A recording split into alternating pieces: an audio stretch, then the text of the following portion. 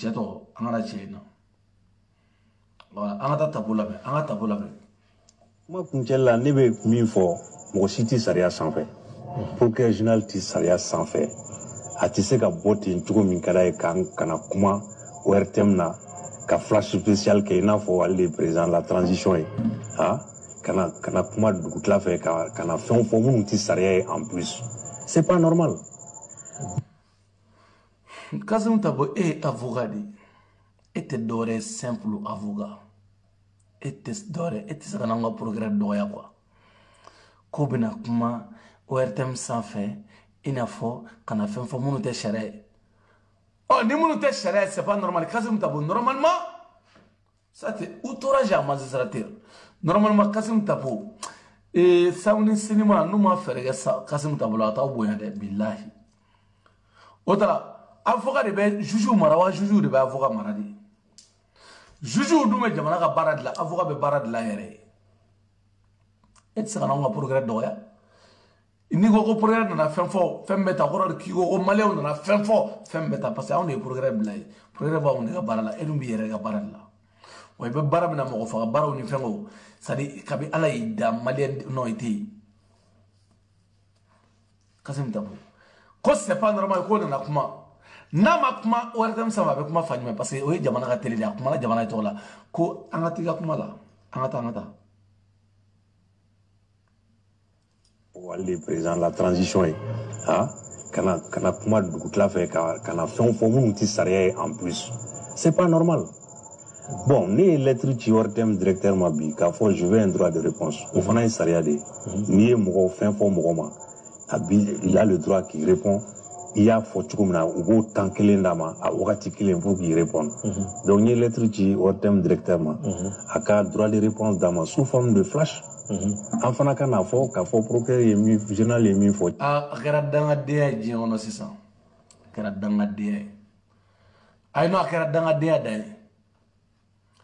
Comme Procureur n'a ORTM sans fait, quand il fait une lettre qui ORTM directement, quand il lettre qui ko ale ta droit de réponse c'est comme Mali est soumine on est soumine ka to fo jamana dugutigi ya bilona ka to fo anga bela jele ko do anga jele bada ko fo son fene mamma son défend o fene ko ayre kay droit de ne fene ma ko fene nanta ntanya fo ko dien be ga me oh, et nous quel de do on de jamaï on a télé gadema et gatiga dragi était télé de l'air et 20 euros glega il a 2 hectares ni konaye comme ini soy il a soy et ato ka barnu glé ka pisonu de la jatline rabti koy était télé sur le d'air droit de réponse était droit de sans père ni donc on va droit de réponse ni a dit toi maya si c'est normal c'est un regard arrête la comment de faire la main Moi ne débita en tant que directeur à droit de réponse dans sous forme de flash enfin kana fo ka fo procureur et mi journal et mi fo chete ani saria tebe et quel est le ola ou bien il est boubé le là ne débita en tant que le représentant avocat de Boubé. Bon, je ne fais pas d'illusion hein. Si on verra d'ici si leur thème. Non, tu n'es pas honte. Tu n'es même pas honte. En tant que représentant des avocats des milliardaires sont 1200 milliards sous parce que RSOI et RSOI c'est toi-même qui est capable de voler des 16 milliards. Ne m'a fort. Et ni millions vers au fallait à fond. ala de yaula blamni ili mi me nyon fa o fa de afo ki 16 milliards chen ne da fo ne ma fo na o gi ashin ki 16 milliards chen ni go ho ka on ya fo o de afo no ya fo imo wole kirila o goro go tien do ne qui est Suisse le voleur de 16 milliards amagia ni go tara ko de ira go de tellement il forle no chueli là tellement tu qualifié tu es trop fort de voler l'argent de état ira go de ko non ko are ko bajiri tara a to ibega fi ko tellement que ça voilà ko milliard de 10 millions parce que hali Kassim tapote son 200 millions chien fo milliard ni ma se milliard ma leti gauchi tellement que soudou comme fa ko milliard de 10 millions un simple 10 millions miette ko tara ka téléphone na ka sagi betui amake parce que il faut milliard soudi o fana do fo ne ma fo de o do fo na ya fo kirima ko la goro ke sui donc allez da fo mɔgɔ minnu b'an lamɛn o tɛ wɛrɛ tɛm lamɛn minnu ɲɛ b'an na o peut-être que olu tɛ wɛrɛ tɛm lajɛ sini ni wɛrɛ tɛm ma sɔn n'an ka kan ka passer sira mun fɛ télévision wɛrɛ min fɛ an b'a jaabi an bɛ procureur régional jaabi. d'accord e y'a jaabi ka ban e y'a jaabi e ye procureur jaabi o e ko mɔgɔ min bɛ Facebook lamɛn o tɛ ORTN lamɛn mais pourquoi e b'a fɔ k'e bɛ taa droit de réponse de ka ban c'est que e yɛrɛ bɛ kuma bon nin fɛnɛ ko k'ale est jugé dɛ il est trop intelligent il est juge. Lui-même, il est juge. Non, il est avocat. Il est avocat. Avocat, c'est avocat. Il a fait maintenant, c'est un da papa, drôle, ouais. Shida papa, moro. Non, il est avocat, oui. Il était chimiste, donna. Et bien, il faut regarder, Diamana, mon billahi. Aïe, bon, elle dit, n'a pas ça. Il était chimiste, donna, Kassim Tabou. Il faut regarder, il va douiller, non. Ni a la guitare, il était qui, bon, je suis dit, Alibia, Sambi, on vla, Alibi, Ventura. Et, billahi be forgiyado ima fo ko Kassim Tabou ke nenga de ke be se fen chamana e be se fen chamana e ma fo ko mo mo nga milliard chien ke bi jo anoli cha ma mo ne milliard zo ke bi jo anoli cha do tara kasula ko bna fanga da fri bora u mine choko manya du nata borata kibna mo do fri la du nata borata e akila ko fen do Kassim Tabou forgiya e ba do bientôt billahi e be nyini hali Facebook la maw be nyini mawte e ma fo ko wa ke be la menga teme programme ga oh bon ne be la menga teme programme ga e ita fo robna i busga téléphone fengate plateau te mais pour ga i be ORTM demander ko ya akosugun me ORTM demander ko ya asugun me pour l'info dans la tapo anga ta fe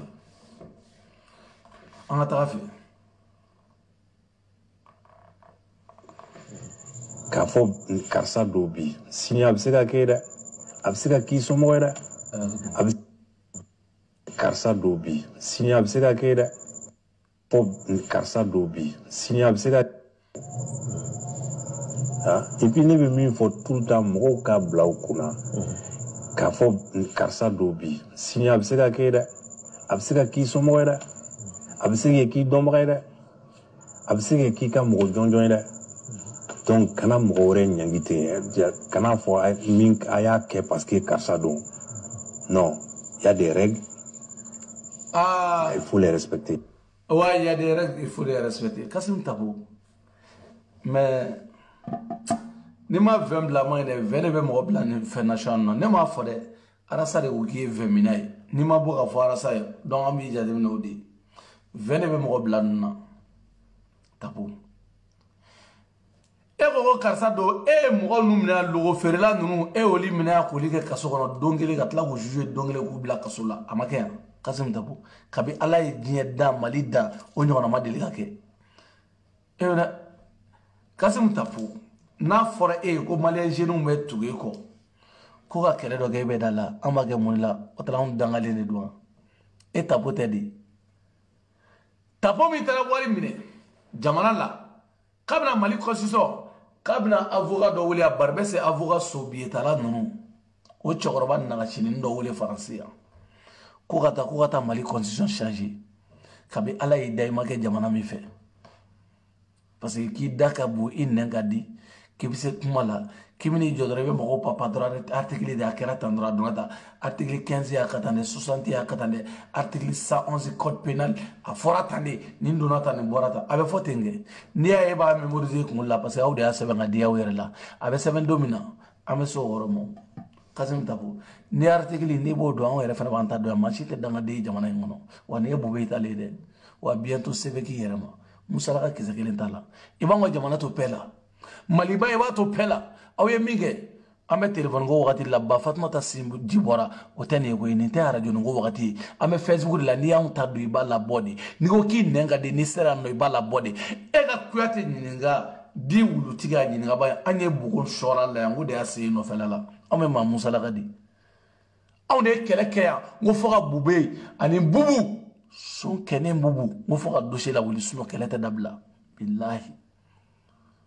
on sigilen don contrôle b'anw de bolo parce que anw tɛ fɛ anw bɛ fɛ sariya de ka tigɛ Mali juge tɛ se ka sariya tigɛ Mali juge tɛ se ka maliyɛn denw ka jamana kɔnɔ denw sago kɛ ka sariya tigɛ sinon jamana bɛ se état dɔ la don kelen maaw dimiko jugu bɛ taa kiiri tigɛ u yɛrɛ ye ala k'an kisi o ma n'o juge sigira ni e de nana k'e bɛ gara e bɛ se ka garan d'aw ɲɛ an ka taa a bɛna kuma dɔ fɔ n b'i jaabi ye an ka taa ko sariya wa sariya don bɛ i bɛna sariya de fɔ k'a sera Bube ma a sera karisa ma parce que e bɛ fɛ mɔgɔw k'i wele k'i dɛmɛ an tɛ an sɛbɛkɔrɔ tɛ anw tɛ dangaden koyi an tɛ e de b'a zutɔ minɛ i b'a bila i kun i ye dɔn i ye mɔgɔw bila nɔ o wulila nɔ o minɛ cogo ma ɲɛ a donna ta o t'o ye dɛ parce que o kuma cɛ fɛn caman b'o jukɔrɔ ka mɔgɔw deli ka Asimu deli k'i bolo fila da o kɔ deliliw ni fɛnw o ma kɛ yan e ye Vitali Diop ni Robert Diop ni Robert Musalaka de b'u bɔra e y'u ye bilen parce que olu b'a dɔn o bilara cogo min na deliliw ni fɛngɛw a ninnu ta delili t'o la dɛ ka 200 milliards siyɛn 1200 milliards k'o siyɛn ko delili o t'a la i y'o kɛ yan nɔ i y'o zutɔ minɛ k'o bilen ko e ye fɛn di mɔgɔ ma e ma fɛn di mɔgɔ ma e ko wa i kan k'e Musalaka mais Musalaka mun na i nana kuma min fɔ o kuma kelen i ka wulutigi seginna k'a seginna o kuma kelen ninnu de kan parce que e bɛ kuma fɔ wulutigi o bɛ taa ka mɔgɔw fa nini ka mɔgɔw ba nini ko Mali juge procureur a fɔra ko danga de b'olu kɔ k'olu b'aw jate minɛ yan procureur yɛrɛ tɛ avocat jate yɛrɛ procureur bɛ avocat jate yan n'i fa wulutigi y'a fɔ de n'i fa vɛnna i b'anw sɔrɔ ɲɛfɛ ni ɲɛ yɛlɛla waati min na i b'anw sɔrɔ ɲɛfɛ a gosi an ka taa.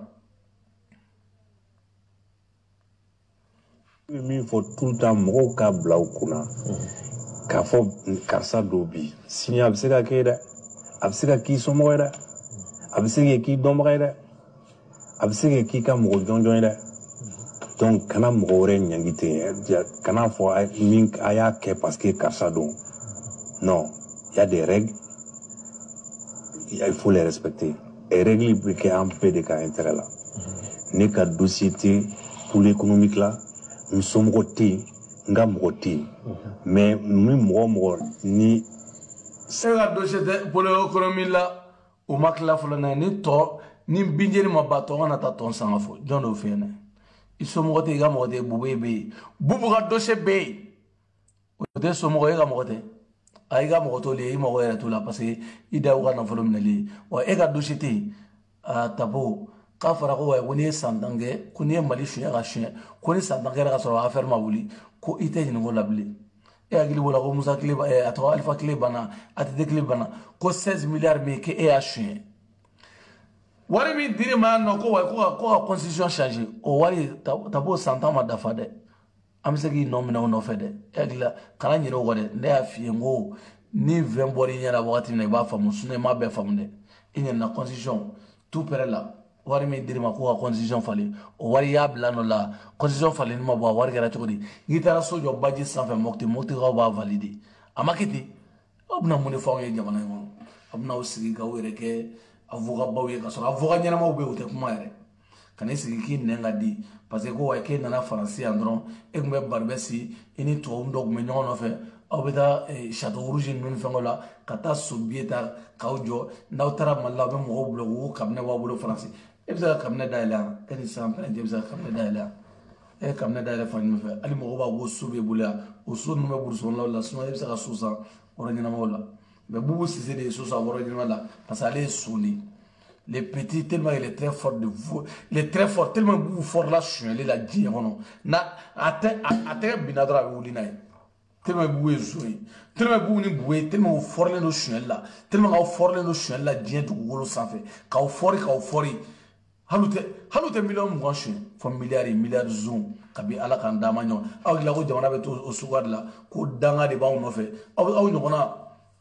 un petit comme vous la aw bɛ se ka n'an ka miliyari suɲɛ ko wa k'aw bɛ taga a bɛ se ka jamana miliyari suɲɛ cogo di k'aw bɛ taga a fɔra ko jamana bɛɛ dangalen de don ala ka barika don progrès la n'i y'a mɛn ko progrès ministre de la justice ko don ministre de la justice Mamadu Kasɔgɛ ala ka barika don i la bilayi n'i ba bɛ yen nɔ ala ka sija ni kɛnɛ di ba ma n'i fa bɛ ala ka sija ni kɛnɛ di fa ma ala ka den b'i la den min ka farin ka tɛmɛ i yɛrɛ kan ala ka den b'i la den bɛ tiɲɛ defan ka tɛmɛ i yɛrɛ kan bilahi ninnu de ye progrès dɔ ye ninnu tɛ progrès danfiw ye dɛ ninnu ye progrès dɔ ye ninnu ye juges ye ka jamana ta minɛ cɛkɔrɔba u ka progrès kura in min bɛ cour supérieure na cɛkɔrɔba Bois bois voilà allez finir nous donner en bas faire le bois fima parce que doy voilà bois donc bois ambi fogi wala ni mando bois ala ka chini kana di ma bois ala ka chini kana di ma ala ka cour suprême jaila ala ka cour suprême jaila billahi ala ka bois ambi bois ala de chawma bois ala de chawma ini bois bela ali interview ba in bois dabla to ni dabara ba ni nyonga che ni min bora dabara ba la bois ala ya on fene daw kama dabara banta la dabara ba am nyonga nongo jum bois ni toyi e ka barake dron barake anga waru boy ga anga waru dam amma go be son dron la billahi wari dron ga so zito dron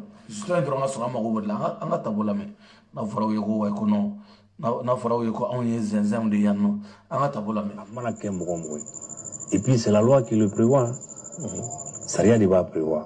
donc n'a ma Saria batu fosi tinyana mo et puis ma labani mi on ka pressé ka ni fait mon ke o atitaro lawo supposé à me céder au cours de kono nous fin donc on va saisir la CEDEAO, on va annuler. C'est le Mali qui va être ridiculisé. Voilà. Awara mene ko sadi tellement tapo tigera Mali programme là a tigera no Mali joue là quoi ko non sadi ko nous ma femme ga ko ti ta orla de ko nous es fenno ga se comme ga bu mine ga bu mine ku bita fo CEDEAO la dro ko CEDEAO ku bita fo CEDEAO la dro ko CEDEAO ba annuler sans perenga digi CEDEAO ga tasuma ku jeni président mun ba ko ni asimbora la ala nous donnons au sokono ala ka sadi dugolo yere ka ku tremblement de terre ka ku charger la no ala sal même ko mine ku datu ga no akuma bi da CEDEAO la wa ye faso de njugo ne ma fa yo won temali fe kabi ala yadda nunu de a sebe français ya ni tapo nunu ni buwe nu farale nyonga hali musa maranu ka sebe ngana kata america wala avion de ku be demzano de tabarala ko CEDEAO sera mo de be CEDEAO la ni ya me CEDEAO be maramara ko kila jamana kono de ni ma bo joyi amakeya ni ya CEDEAO ta sera manana ko ga nga président parce que ba do ga fa jamana kono do ma ko fe parce que ni CEDEAO na ambu geni ga bakuru ne billahi nuna na gabakuru sarambe ukana ni CEDEAO e de wala nga jamana kono ko CEDEAO lasina ko ne ma fole uli CEDEAO la ko CEDEAO donata ba CEDEAO de anga mo kala anga CEDEAO de pole economy jona bo kuna bidi mo me ne to don Mamadou Kasonge pour CEDEAO de akala ta ngota bo be sa mo fe mo wala ne ma fa wene ni nyogona chigoroba sambi olum landone alibi ni ya aba yere sambi durun donde aba kungana nga fembege ka ver dosa bon Vermina bete fena de quoi Vermina toujours lui il veut des tu vois non aba c'est tranquille il va go foi toujours yaye na ba sigi mai abta sigi ga piscine na de ga ya bo la ko piscine ba les filles on s'en parle que votre piscine sueli ni mali on va voir des données piscine nata dans ce cas piscine ko fedi on ga wari anga 16 milliards de données piscine national et ça avocat barke la piscine de ya soir je le voir there ko wa ke ibta fo CEDEAO mo yene CEDEAO mo bo sisma CEDEAO mo ba CEDEAO ni CEDEAO e de wara nga jamana kono ni CEDEAO mo e de wona mali on eta on te ina fa onyo na de na ayima ya usarani do tabanga temega parce que nama temega parce que nere nyamile yere mangene sisan parce que nima globe la dramai parce que ibe chogodimna ida furgunu maga bonya ikangala nbaga ge chogodola fi kungolo chamanje be biri billahi angala anga tabula ajo ma kunchela batu que j'ai en place là quoi avec la mais ni on obligera c'est ce qu'on va faire on peut pas accepter que le procureur général a voté pour prescription kanake parce que moi bi fait jugement kake donc il y a une prescription kake à mes cours d'assises que moi jugé ah non allez ma cour d'assises là-haut au cour d'assises et procédure de haute cour et procédure de allez ma keo constitution me kek moi allez pour me 91 là voilà donc cette wallahi allez ma ke constitution maintenant tumamna ale gumeme 91 parce que ale ga horonya o kale date doina une constitution haramu yale awe migla 91 là o constitution ka migla jahanama migla constitution ka juju bali ou ka juger ka jamana kono do bali ou ka koke ka glanga bena awere ka glanga bena aw soni juju horongo gu date do ala do amageya magistrat horongo ku date do ala jɔn sɔnna a ma jɔn y'a dilan e tɛ Bacili tɛ a don mun taga tɛ aw de ma taa sigi ka taa fɛn dɔ labɛn ka na ni Bacili i m'a ye ni wulila ko constitution bɛ dilan waati min na ko y'a sɔrɔ a tun bɛ min ko y'a sɔrɔ a tun bɛ min jamana de y'aw kalan dɔrɔmɛ tɛ somɔgɔw kun dɔrɔmɛ tɛ mɔgɔ si kun jamana de ye wari bɔ k'aw kalan jamana de ye wari bɔ k'aw kalan ko jamana kelen de y'aw bila ko ɲɛna ka taa ma a ye n'aw sigi aw ka hakilina di ka constitution Mali bɛ se ka mara ni ko mun ye ka aw ka kɛ livre k'a bɔ ka kɛ gafe n'a sɔrɔ a bɛ se ka passer aw kana aw sigi ko wa ko dɔw kɛ kun bɛ min parce que aw y'o kɛ k'o bɛɛ di aw yɛrɛ la aw y'o kɛ k'o bɛɛ daji aw yɛrɛ la ko constitution a constitution an bɛna kari ka bɔ yen sa aw ka constitution an mago foyi ma s'a ma ni an bɛ nin bɔ yen référendum an b'a kɛ aw ka constitution an mago foyi t'a la n'i y'a mɛn i b'i sigi don o don parce que juge hɔrɔnw ma sɔn o donni kama a fɔ ka hɔrɔnw ma sɔn k'u da don a la juge hɔrɔnw ma sɔn k'u da don a la o donni kama k'u t'u da don a la e de bɛ n'i sigi ka fɔ mɛnɛ ni kuma bila dɛ jamana in kɔnɔ dɛ i ka avocat kɛ i ka tɛmɛ nin ko kan quoi tɛmɛ nin ko kan dɛ musaka yɛrɛ t'a la yɛrɛ an ka 1200 miliyari cɛ o cɛ ko k'a minɛbagaw k'i bi don anw n'olu cɛ an bɛ musalaka n b'aw bila quoi n b'aw bila parce que video janyana n b'aw bila su in na quoi mais an bɛ ɲɔgɔn video janyana kojugu n yɛrɛ bɛna nin ka 2 heures sɔrɔ an bɛ ɲɔgɔn bolo quoi an bɛ ɲɔgɔn bolo sini téléphone bɛ labila sini non wa sini vendredi sini n bɛna n bɛ téléphone labila nin affaire kelen in na nin affaire in na sini n bɛna n bɛ téléphone labila parce que